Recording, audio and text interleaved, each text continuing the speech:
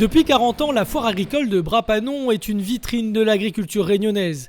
L'occasion de réfléchir à des thématiques d'avenir telles que la sécurité alimentaire. Vous savez que la sécurité alimentaire, c'est une thématique dont on parle beaucoup depuis de nombreuses années dans la zone océan Indien.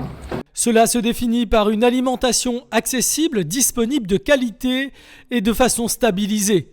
Un défi pour notre région. Nous sommes à une tournée de notre projet de société qu'on nomme aujourd'hui un projet de société India-Océanique. Et derrière ce projet, il y a avant tout la sécurité alimentaire.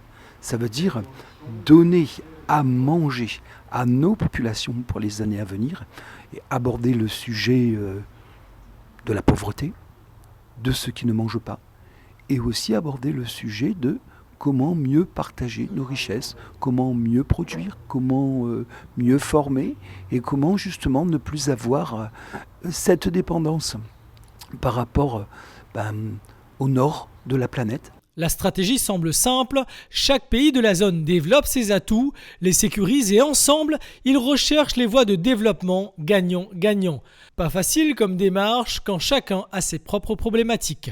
80% de notre dépendance de denrées alimentaires provient de l'étranger.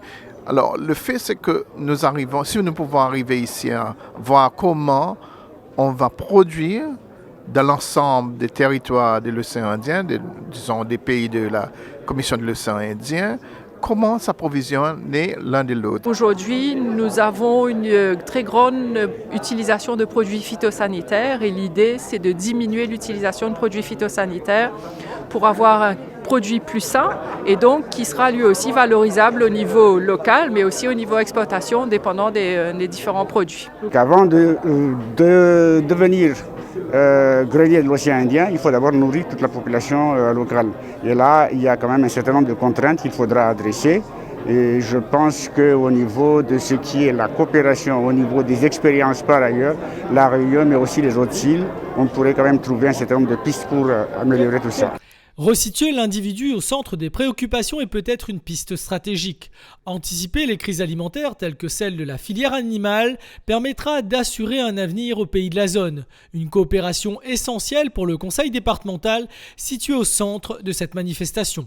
Je crois qu'il faut revenir sur une base. On plante, on élève, on pêche, d'abord pour se nourrir.